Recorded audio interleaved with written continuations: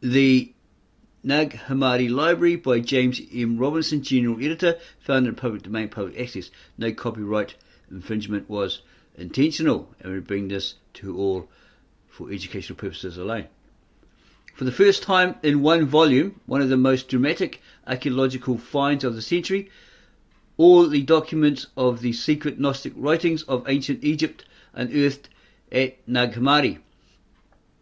This single volume, prepared for the general reader, is an absolute goldmine of the literature of Gnosticism, a comment review by the Los Angeles Times.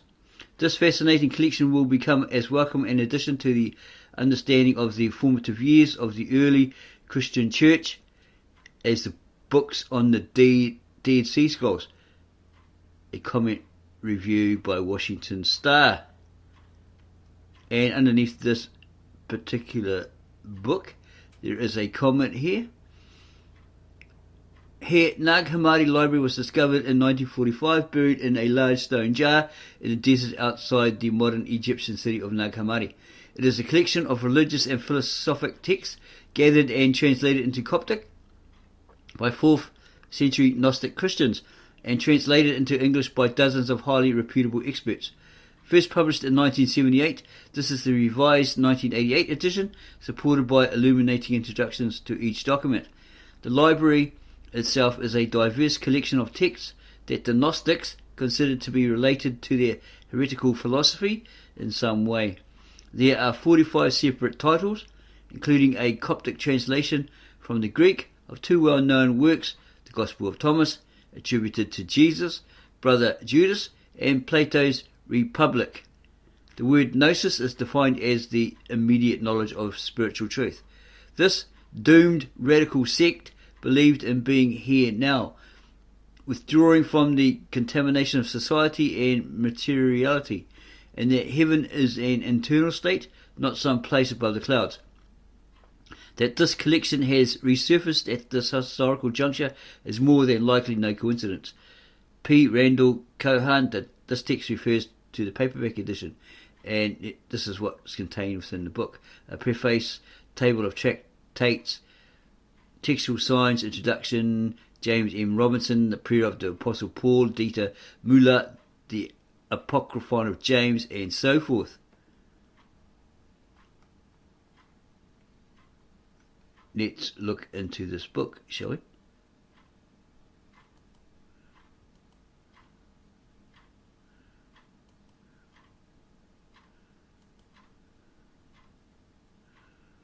The Nag Hammadi Library in English, translated by members of the Coptic Gnostic Library Project of the Institute for Antiquity and Christianity.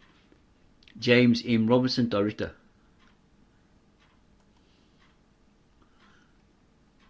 Contributors, table of contents,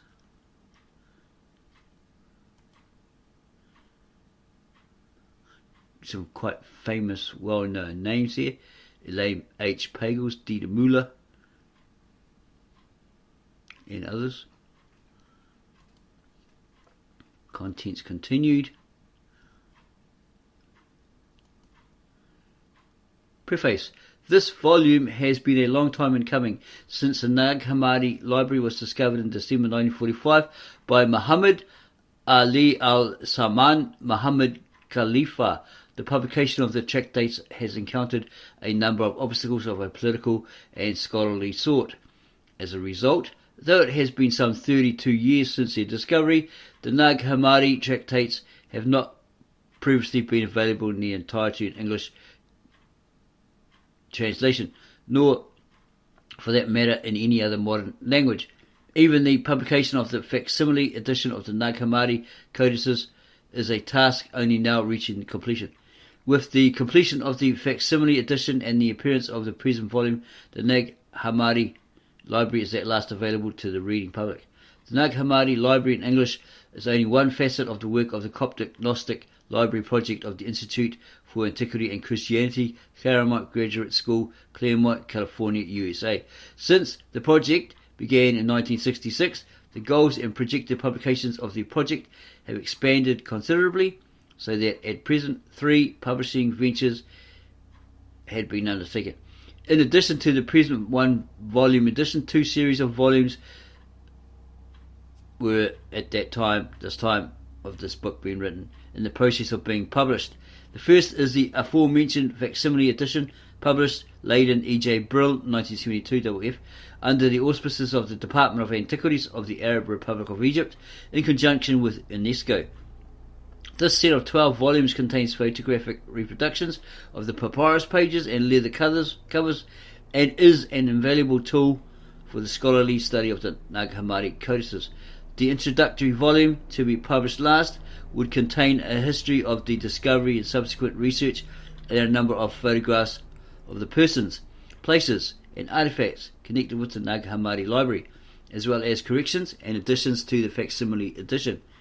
The second series of volumes is the Coptic Gnostic Library, a set to number 11 volumes when completed. These volumes, published in the Nag Hammadi study series by E.J. Brill, would provide Coptic transcriptions, English translations, introductions, notes and indices for all the tractates in the cartonnage in the Nag Hammadi Library, and would include the Berlin Gnostic Codex 8502. To date, 1 volume in this set has appeared. The Gospel of the Egyptians, the Holy Book of the Great Invisible Spirit, Nag Hammadi Studies 4, 1975, edited by Alexander Berlig and Friedrich Wieser, in cooperation with Pahor Labib. A second volume at that time was in the press, Nag Hammadi Codices 5, 2 to 5 and 6, with Codex Berlinensis 8502, 1 and 4, edited by Douglas M. Parrott. Furthermore, 2 additional tasks were being undertaken by the members of the Coptic Gnostic Library Project: the archaeological investigation of the Jabal al-Tarif, the site of the discovery, the Pachmian Monastery and Basilica at Fort Kibli, and nearby sites, and the establishment of a permanent Nag Hammadi archive at the Institute for Antiquity and Christianity, so that the scholarly investigation of the Nag Hammadi tractates may be encouraged in the future. The Nag Hammadi Library in English seeks to provide, within the scope of a single volume, English translations of the Nag Hammadi tractates. To these English translations have been added very brief introductions, so that the reader may become aware of the main features and issues to be noted within each tractate. In most cases, the translations utilised are up-to-date drafts of the translations to be used in the Coptic Gnostic Library. Similarly, the introductions are usually abbreviations of those to be used in that same set of volumes. Like the Coptic Gnostic Library, the present volume includes the tractates from BG 8502, sometimes shortened to BG, since both the Gnostic character of the Codex and the specific tractates within it parallel the Nag Hammadi Library. The textual signs employed in the translations, see textual signs, are designed to aid the reader by indicating such helpful information as line and page sequence, lacunas in the text, and the like. These signs, however, have been kept to a minimum to facilitate ease of reading. There are, of course, limitations within a volume of this sort. Restrictions in the space, time, and personnel which were available have prevented the inclusion of extensive indices and scriptural references. Only an index of proper names and an indication of a few scriptural quotations have proved feasible for this volume.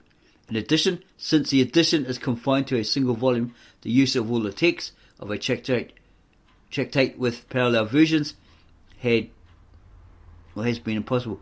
In such cases, it has proved necessary to choose a version which will be more lucid and helpful to the reader. Hence, where possible, the longer and more complete versions have been utilised. Again, for a reason of brevity and readability, the lacunas usually have been handled in a rather standardised fashion. Such limitations as these may be remedied by referring to the more expansive volumes in the Coptic Gnostic Library. There are a goodly number of contributors who have provided materials for this volume, and each of these individuals has brought a unique perspective to the contribution. Thus, although a degree of standardisation has been possible within this volume, the reader should expect that the introductions and translations reflect the work of the individual contributors. Variations in English style and translational policy should be anticipated. For further discussion of the codices and tractates, the reader is referred to the appropriate volumes in the Coptic Gnostic Library, where additional bibliography is given. A few works, however, may also be cited here. A comprehensive bibliography on Gnostic studies, with an emphasis upon Nag Hammadi Library, is provided by David M. Schuyler. Nag Hammadi Bibliography, 1948-69. Nag Hammadi Studies 1, Leiden, E.J. Brill, 1971, updated annually in Novum Testamentum. An excellent introduction to Gnosticism is given by Hans Jonas, The Gnostic Religion, Boston Beacon Press, 1958, second paperback edition, 1963. For a lively account of the discovery of the Nag Hammadi Library, the developments within recent scholarship, and the major themes of the tractates, the general reader is referred to John Dart, The Laughing Saviour, New York, Harper and Row, 1976. John Dart's book updates an earlier work describing the first phase of research about the discovery and the library. Jean Dorés, The Secret Books of the Egyptian Gnostics, New York, Viking Press, 1960. For a more detailed consideration of major segments of the history of scholarship and the remarkable circumstances surrounding the discovery of the Nag Hammadi Library, the reader may consult the provocative article by James M. Robinson, The Jung Codex, The Rise and Fall of a Monopoly, Religious Studies, Review 3, 1977, 17-30. Finally, it should be noted with appreciation that numerous people who have contributed over the years to this volume, to those people who have assisted as team members, advisors, editors, and typists, the author extends a hearty word of thanks. A special word of appreciation extends to, and carries on. Marvin W. Mayer. Table of Tractates in the Nag Hammadi Library. The table of tractates lists the following for the 13 Nag Hammadi codices in the Berlin Gnostic Codex 8502. The codex and tractate numbers, the tractate titles as used in this edition, the titles found in the tractates themselves, often simplified and standardized, or when the tractate bears no surviving title, one supplied by the contributors, and the page and line number from the Coptic manuscripts. And they're all listed here below.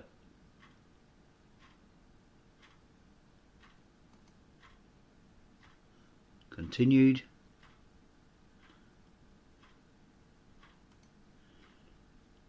Textual signs, square brackets, indicate a lacuna in the manuscript. When the text cannot be reconstructed, 3 dots are placed within the brackets, regardless of the size of the lacuna.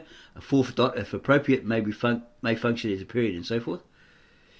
Pointed brackets indicate a correction of a scribal omission or error. The translator has either inserted letters unintentionally, omitted by the scribe, or replaced letters erroneously inserted with what the scribe presumably intended to write.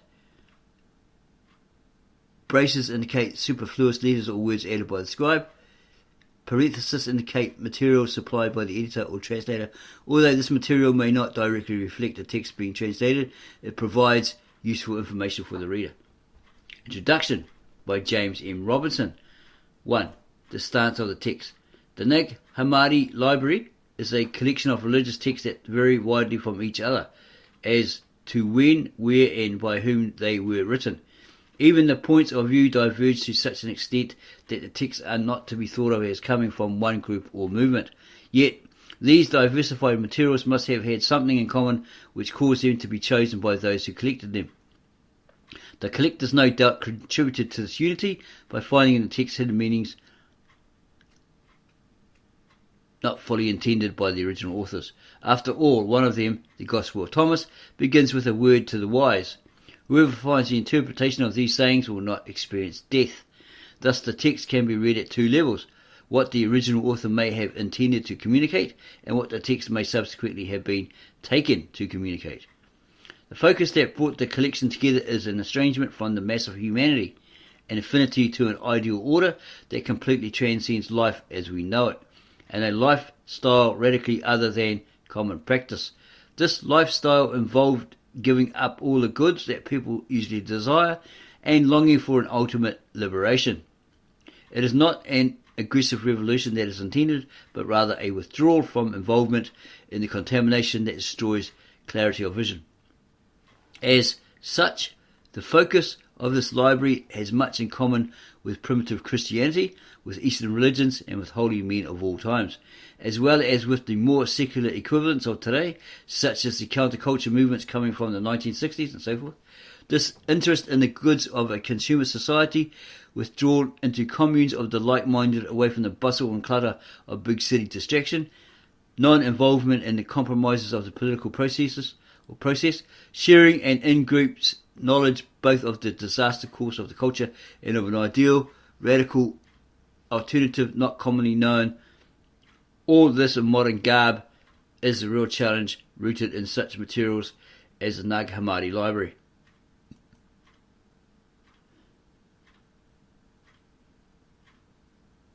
And there's more information on that. Usually these books have like this enormous or extensive introduction. Sometimes you're looking at 10 or 15 pages.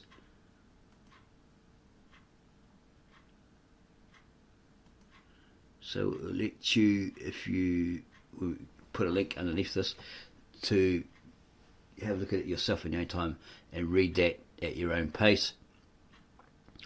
The manuscripts. The Nag Hammadi Library consists of 12 books plus 8 leaves removed from a 13th book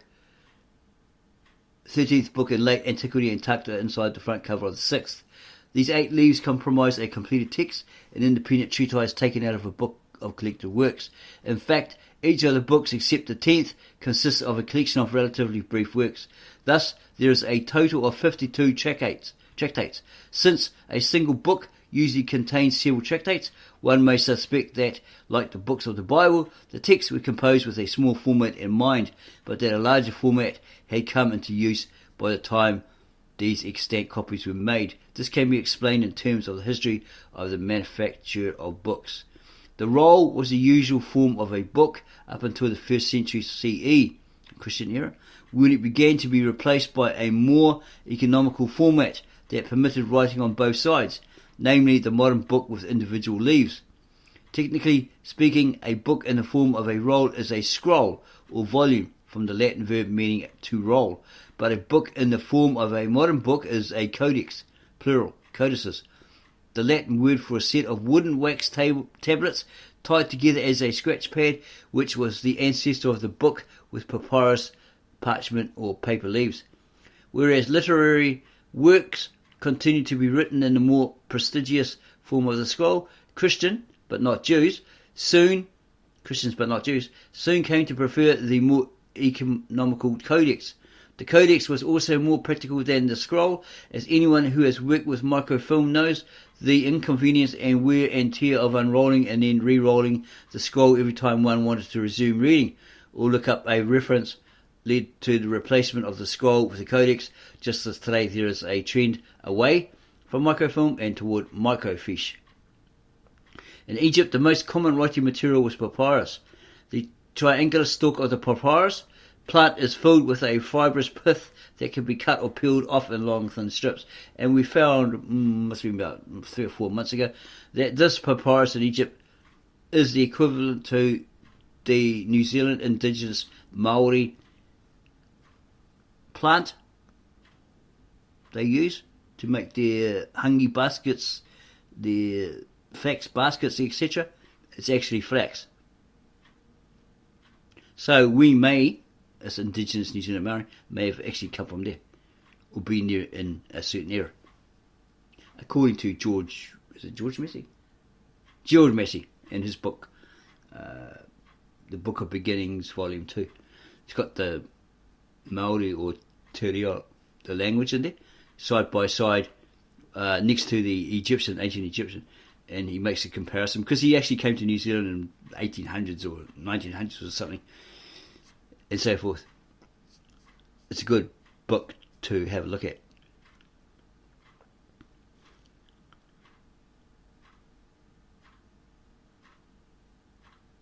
In Egypt, the most common writing material is papyrus.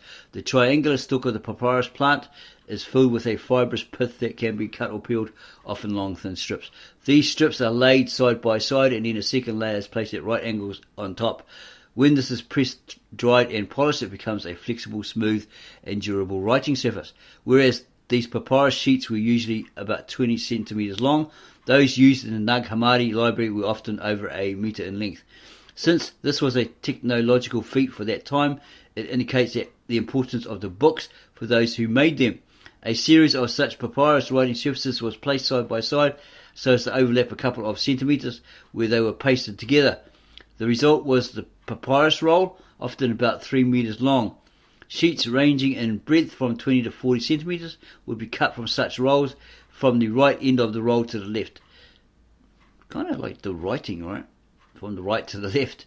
A stack, yeah, probably because that's the way they wrote. Yeah, okay, we understand that. A stack of from 20 to 40 sheets, when folded down the middle, form the quire of a codex. Since each strip of papyrus has a fibre pattern as distinctive as a fingerprint, the more fragmentary books in the Nag Hammadi Library were reassembled by locating the fibre position of a fragment or a leaf on the original papyrus sheet that had been made from the papyrus strips. Then its position within the roll and ultimately within the codex could be calculated.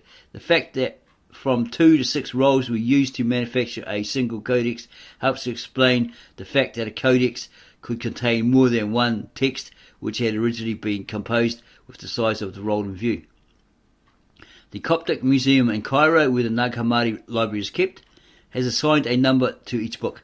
At the time this was done, the numeration was thought to be the order in which they would be published, which in turn reflecting a valid judgment in terms of the importance and state of preservation. Only the very fragmentary fourth book is an exception to this tendency. It was given its position because the 2 tractates it contains are duplicates of tractates in the third book. For convenience of reference, the tractates are numbered consecutively in each book. Although the numeration systems used for the books, tractates and even pages have varied widely over the past generation, the numeration used here is that of the official facsimile edition and hence should supersede older numerations. And it has some more details here. Yeah. Although the Nag Hammadi Library is in Coptic, the texts were originally composed in Greek. Hence, the fact that they were discovered in Upper Egypt may be misleading. Some may of course have been composed in Egypt, for several contain specific allusions to Egypt. Asclepius calls Egypt the image of heaven, on the origin of the world appeals to the crocodiles in Egypt and the 2 bulls in Egypt as witnesses, and the discourse on the English on the 8th and 9th instructs the son to write this book for the temple at Diospolis Magna near Luxor or Pava near Nag Hammadi in hieroglyphic characters. Yet the Greek writing authors may have been located anywhere in the ancient world when Greek was used, such as Greece itself, 6:5, or Syria 2:2, or Jordan 5, or V5. Much the same is the case with the Bible and other ancient texts written in various parts of the ancient world and preserved in the dry sands of Egypt. Thus, the Nag Hammadi Library involved the collecting of what was originally a Greek literary production by largely unrelated and anonymous authors, spread through the eastern half of the ancient world and covering a period of almost half a millennium or more, if one takes into consideration a brief section of Plato's Republic 6:5. Almost nothing is known about the different persons who translated the tractates into Coptic, or those who commissioned and copied the extant copies, or those who buried them, other than what may be inferred from the books themselves. The Egyptian reading public in this period was largely familiar with Greek, and hence Greek literature was imported and copied extensively. A Roman garrison town, Diospolis, Pava, with Greek-speaking Galatian troops from Asia Minor, there must have been Gauls, probably. Galatian. Don't have to be Galilean, it would be more Gauls, I think. Not sure on that one.